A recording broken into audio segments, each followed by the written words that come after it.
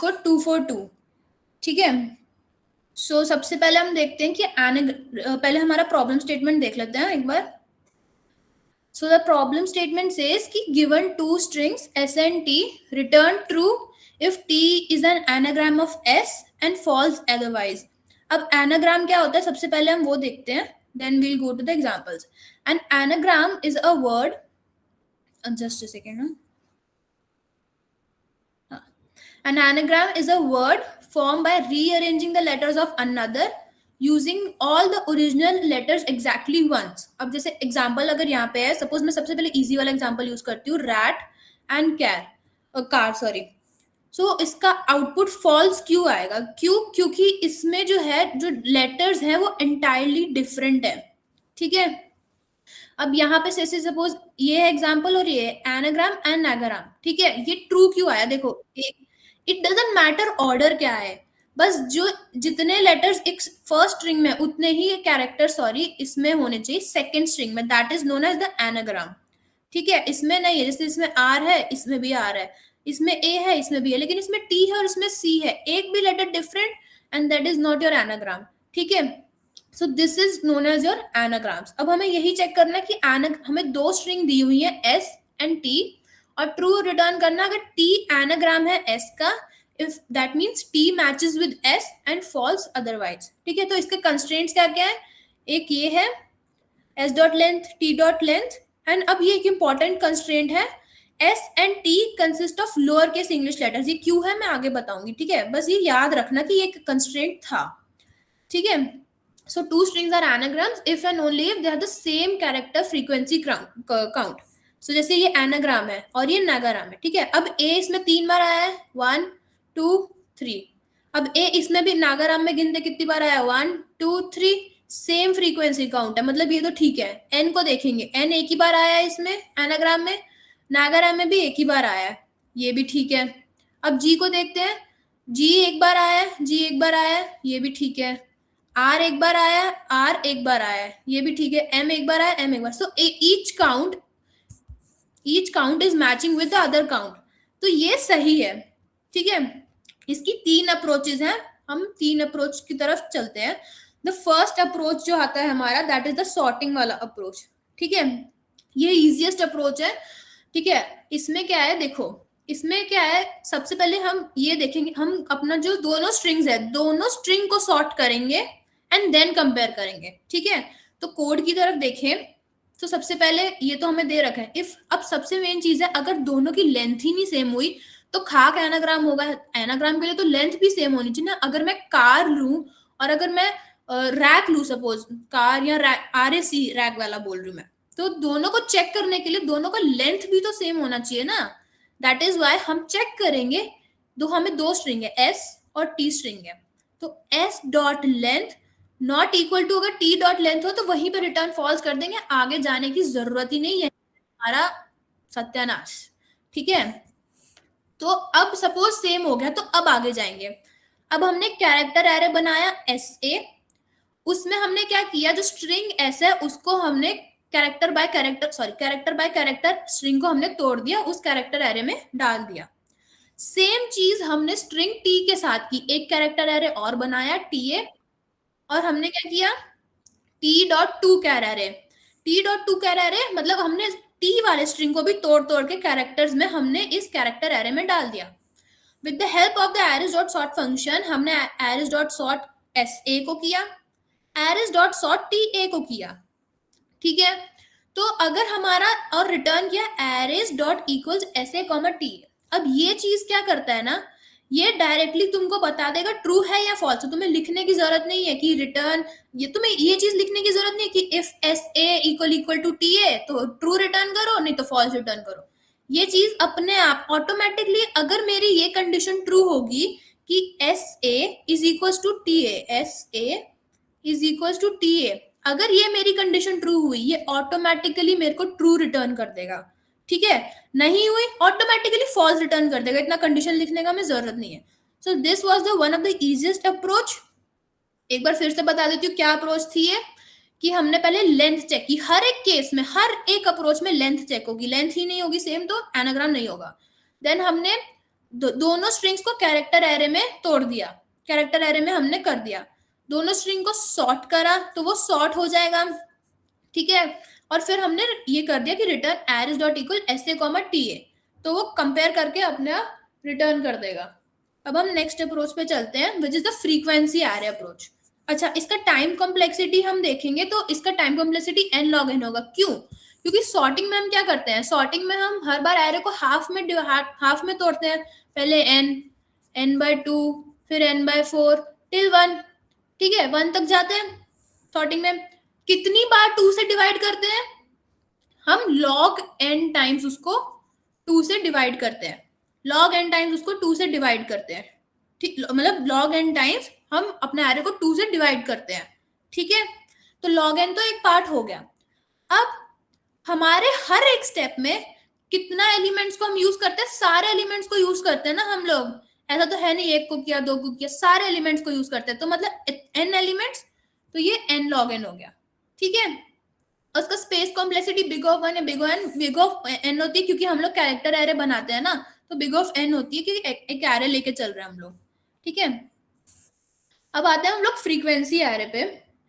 Frequency array क्या करता है, इसमें इस अप्रोच में क्या है कि हमें एक एरे यूज करना है of 26 integers, that is a to z, ठीक है।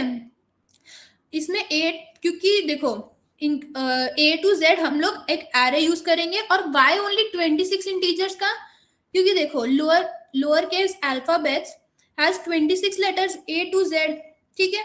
तो अब कैसे होगा, सपोज ये मेरा एरे बन गया, ये मेरा a का, b का, c का एंड सो ऑन z तक का है, ठीक है, ये मेरा हो गया। अब हम इंक्रीमेंट करेंगे s के लिए, डिक्रीमेंट करेंगे t के लिए। अब ये ध्यान से सुनना कैसे करेंगे, ये देखो, ये सारा एरे 0 से इनिशियलाइज हुआ, ठीक है। सपोज अभी ये सारा एरे 0 से इनिशियलाइज था, सपोज मान लो, ठीक है। अब मैंने ये क्या बोलना चाह रहा है मेरे को कि एनाग्राम वर्सेस नागाराम था, ठीक है। अब यहाँ पे एक ए मिसिंग है, यहाँ पे एक ए डाल देती हूँ। पहले हमने एस को ट्रैवर्स करना है, एस को ट्रैवर्स करेंगे पहले, ठीक है। पहले एस को ट्रैवर्स किया, अभी हमने एस का देखा, एस का देखा, एस में सबसे पहले ए आया, ए को मैंने बाय 1 इंक्रीमेंट कर दिया, जैसे यहाँ पे मैंने बाय 1 उसको इंक्रीमेंट कर रखा है। देखो एस डॉट कैरेट आई, जो जो मेरा एस में आता जाएगा ना, मैं उसको इंक्रीमेंट करूंगी, एस मीन्स इंक्रीमेंट, जो जो मेरा टी में आता जाएगा उसको मैं डिक्रीमेंट करूंगी। इससे एंड में मेरा कंक्लूजन क्या निकलेगा, प्लस माइनस करते करते कभी कुछ ना कुछ ऐसा होगा कि हमें 0 0 0 मिल जाएगा। अगर तो 0 0 0 मिल गया, दैट मीन्स मेरे सारे कैरेक्टर्स, मेरे सारे characters of S R matching with the सारे कैरेक्टर्स ऑफ टी, ठीक है। This is the concept. अगर प्लस माइनस करते करते सारे 0 हो गए, मतलब कि जितने ही एस के कैरेक्टर्स थे उतने टी के कैरेक्टर्स थे। कैसे, देखो एनाग्राम, अब ए किया, ठीक है, हमने ए किया, ए इंक्रीज हुआ, ठीक है, एन किया, एन भी एक इंक्रीज होगा, सपोज यहाँ एन है, इसको भी मैंने एक एन इंक्रीज कर दिया, ठीक है। उसके बाद ये सेम एक ही एरे में काम होगा सारा, ठीक है, इस एक ही एरे में काम होगा। अब जी है, जी इंक्रीज कर दिया मैंने एक बार, इसको अलग कर देती हूँ, जी इंक्रीज कर दिया मैंने एक बार, आर है, आर इंक्रीज कर दिया मैंने एक बार, ए है, ए को मैंने फिर से इंक्रीज कर दिया एक बार, एम है, मैंने एम को इंक्रीज कर दिया एक बार। ये एस स्ट्रिंग की बात हो रही है, ये एस है, ये टी है। अभी मेरा एस स्ट्रिंग का काम हो गया, अब मैं टी स्ट्रिंग पे जाऊंगी विच इज द नागाराम वाला स्ट्रिंग। पहले सबसे पहले मेरा एन आया, अब टी स्ट्रिंग के लिए हम माइनस करते थे, तो मैंने इसमें से माइनस कर दिया, ये बचा 0। ए के लिए किया, मतलब ये 2 से वापस से 1 बन गया। जी किया, मतलब जी को मैंने 0 बना दिया -1 करके, वापस मेरा ए आया, तो ए वापस से मेरा 0 हो गया, ठीक है। एक ये यहाँ पे छूट रहा है क्या, ये 3 होगा ना, ये 3 होगा, मैं ये वाला ए मिस कर दिया, आई एम सो सॉरी। मैं ये वाला ए, ये 3 मान लेना, मैं ये ऊपर वाला ए मिस कर गई, ठीक है। ये 3 होगा, काउंट ऑफ ए इज 3। तो देखो फिर से करती हूँ मैं, एन 0 हो गया, ए 0, 2 आ गया, उसके बाद जी 0 कर दिया था मैंने, फिर से एक ए 0 हो जाए, एक घट जाएगा 1। अब मैं आर पे आई, आर भी मैंने 0 कर दिया, सॉरी, आर भी मैंने 0 कर दिया, अब मैं m पे आई, m भी मैंने सॉरी a पे आई, a भी मैंने 0 कर दिया वापस से, मतलब एक घटा दिया, ये नहीं 0 पे ले जाना है, एक घटाना है। और अब m पे आई, m भी मैंने 0 कर दिया। तो देखने में क्या आ रहा है, ये सारा अब मेरा जो था ये वाला 26 लेटर इंटीजर वाला, 26 इंटीजर 1 लेटर पर वाला एरे जो था, ये वाला 26 अल्फाबेट वाला, वो सारा 0 0 0 है। कोई भी एक भी 1 नहीं है, 2 नहीं है, 3 नहीं, कोई भी एक इंटीजर में नहीं है। तो दैट मीन्स कि मेरा जो है क्या कहते हैं, मेरा जो है सारा, जो कह सकते हो कि सारा, this is all matching, s is matching with t, ठीक है। Now my s is matching with t। तो इसका अप्रोच देखते हैं कि फिर से वही चेक किया कि लेंथ सेम है कि नहीं, वहीं पे फॉल्स कर दिया। अब एक काउंट नाम का मैंने एक एरे बना दिया जिसमें सारा मेरा 26 साइज का बना दिया, क्योंकि मैं alphabets are from A to Z, ठीक है। फिर मैंने एक लूप लगाया, एक लूप लगा दिया मैंने। अब मैंने सब ये किया, देखो अब जैसे अगर मेरा आया तो मैं क्या करूं, जो जो आता जा रहा है, जो आता जा रहा है मैं उसको a प्लस प्लस करती जा रही हूँ। This is for s dot caret I. Suppose caret I मेरा a है, कैरेट आई मेरा a है, ये हाँ चलो ये इसी में बता देती हूँ। देखो a मेरा 0th इंडेक्स पे होगा ना, a मींस मेरा 0th इंडेक्स पे, कैरेट आई मेरा a है, सपोज सबसे पहला वाला कैरेट आई मेरा a है। उसने कहा s डॉट कैरेट आई माइनस ये, मतलब ये मेरे को इसकी ASCII वैल्यू रिटर्न करेगा जो कि है 97। ये मेरे को 97 रिटर्न कर देगा, ठीक है। तो ठीक है, तो 97 माइनस 97 0, तो ये यहाँ पे मेरा एक +1 कर देगा, सॉरी +1 कर देगा, ठीक है। अगर सपोज कुछ भी होता तो ये मेरा ए तो सेम रहेगा, यहाँ पे जो भी होगा इससे माइनस कर करके ये मेरा एरे के इंडेक्स तक जाता रहेगा और उसमें +1 करता रहेगा। Once this is done, once s thing is done, अब ये टी वाले पे आएगा, ठीक है। टी वाले पे क्या करेगा, माइनस करता जाएगा, सेम चीज माइनस ए से ही माइनस करता जाएगा ताकि वो इंडेक्स तक जा पाए टी के कैरेक्टर को। जैसे सारा सारा 0 दिख जाए, अगर 0 0 दिख गया मतलब एनाग्राम है, वरना नहीं है। This is the last approach which is the hash map वाला अप्रोच, ठीक है। जस्ट अ सेकेंड, हाँ ठीक है। तो हैश मैप वाला अप्रोच पे अब आप आते हैं कि ये हम लोग कैसे करेंगे। देखो सबसे पहले हमने क्या किया, वही सेम चीज की हमने कि अब हम ये समझते कि हमें ये वाले अप्रोच की क्यों जरूरत है और ये वाले अप्रोच की क्यों जरूरत है। याद है एक कंस्ट्रेंट मैंने बोला था यहाँ पे कि ये याद रखना, लोअर केस। अब अगर सारे लोअर केस ही हैं तो मैं फ्रीक्वेंसी एरे यूज कर लूंगी क्योंकि सारे लोअर केस का काम है मेरे को। लेकिन अगर सपोज कुछ भी उल्टा सीधा आ गया, कि सपोज कोई कैपिटल लेटर में आ गया, कोई इमोजी आ गया या कुछ भी यूनिकोड कैरेक्टर्स आ गए, डिजिट्स आ गए, सिंबल्स आ गए, तो मैं हैश मैप यूज करूंगी। तब तो मेरा फ्रीक्वेंसी एरे का कोई काम नहीं रहेगा, क्योंकि एक 26 साइज के एरे में मेरा इमोजी तो रहेगा नहीं, सारे स्मॉल लेटर्स रहेंगे। दैट इज द रीजन अब हम हैश मैप पे आते हैं, क्योंकि यूनिकोड सेफ है, ठीक है।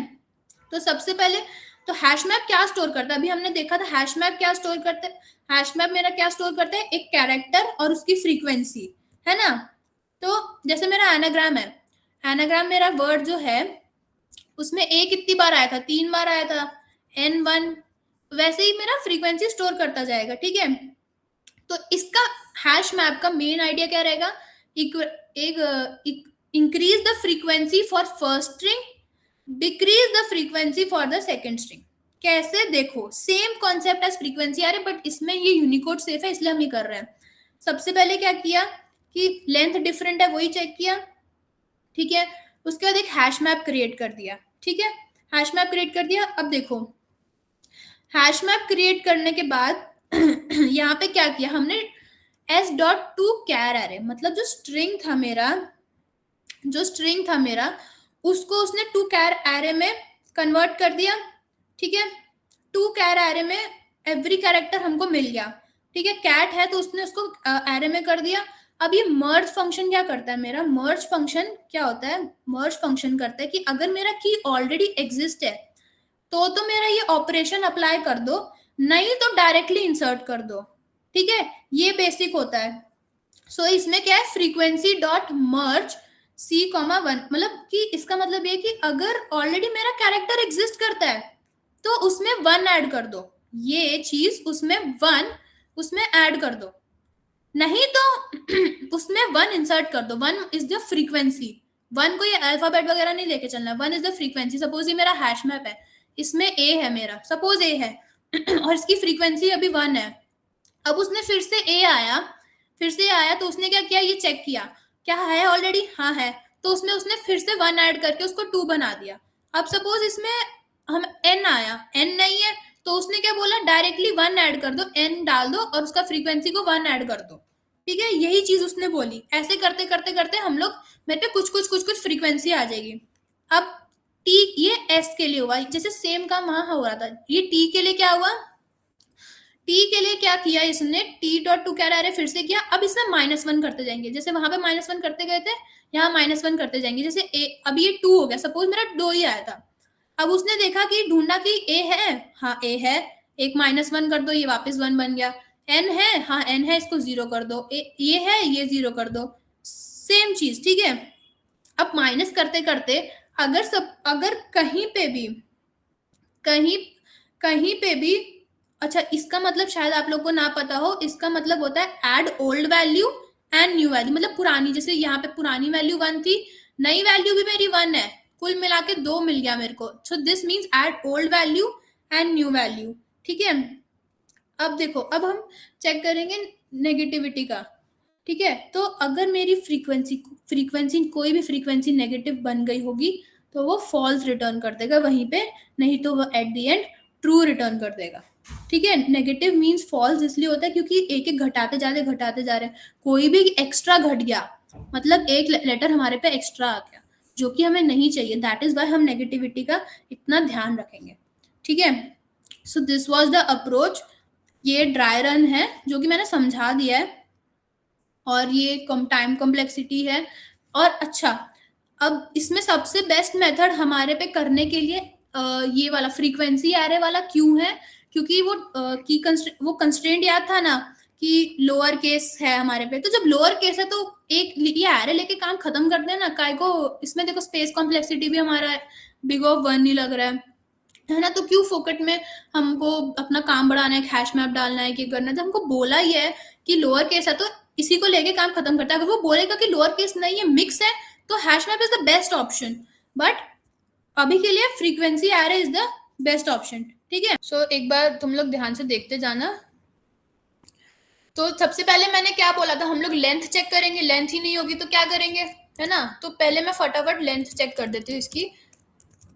not equal to I'm really sorry. If s dot length not equal to t dot length, तो मैंने क्या बोला था, यहाँ डायरेक्टली हम रिटर्न फॉल्स करवा देंगे। ठीक है, अगर सपोज इक्वल निकलता है तो मैंने क्या बोला था, एक फ्रीक्वेंसी एरे बनाएंगे विद 26 साइज का, है ना। तो मैंने यहाँ फ्रीक्वेंसी एरे बना दिया। अब मैंने क्या बोला था, एस को हम ट्रैवर्स करते जाएंगे, एस को ट्रैवर्स करेंगे, है ना। तो मैं एक लूप लगा दूंगी यहाँ पे एस को ट्रैवर्स करने के लिए, which is I less than S dot length and I plus plus. मैंने यहाँ पे एक लूप लगा दिया टू ट्रैवर्स माई एस। अब मैंने क्या बोला था, कुछ भी एस में आता है तो उसको प्लस प्लस करेंगे, उसका काउंट हम लोग प्लस प्लस कर देंगे इन द काउंट एरे, उसका काउंट प्लस प्लस कर देंगे। तो अगर आ क्या मिल गया मेरे को, तो उसका कैरेट आई मतलब जो भी वो होगा माइनस ए, उसका एस का वैल्यू हम लेंगे ना, तो इसलिए हमें कोट्स में लिखना पड़ेगा ए, सिंगल कोट्स में, उसका फ्रीक्वेंसी बढ़ा देंगे। और हम लोग टी वाले के साथ क्या करेंगे, टी वाले के साथ हम उसको डिक्रीज कर देंगे, ताकि हमारा अगर 0 हो जाए एंड में तो पता चल जाए कि वो हमारा एनाग्राम है। ठीक है, तो इसको मैंने डिक्रीज कर दिया। अब एंड में क्या करते थे कि हमें चेक करना है कि ये तो हो गया प्लस माइनस करके, जो भी हुआ हुआ हुआ। अब एंड में हमें चेक करना है कि क्या सारी फ्रीक्वेंसीज मेरी 0 हो गई। तो मैं यहाँ फॉर ईच मेथड अगर लगाऊं तो फॉर इंट सी, मतलब मैंने कैरेक्टर सी एज इन ले लिया है इन माय काउंट एरे। एक मैं अपने काउंट एरे में अगर मेरा कोई भी सी नॉट इक्वल टू 0 हुआ तो मैं फॉल्स रिटर्न कर दूंगी, ठीक है। नहीं तो ट्रू तो मेरा एज इट इज मैं रिटर्न करूंगी, अगर सब कुछ ठीक निकला सो ट्रू तो मेरा रिटर्न हो ही जाएगा। तो मैं इसको एक बार चला के देखती हूँ कोई एरर तो नहीं है। क्या कंपाइलेशन एरर आ रहा है? अच्छा सॉरी, मैं रिटर्न लिखता हूँ।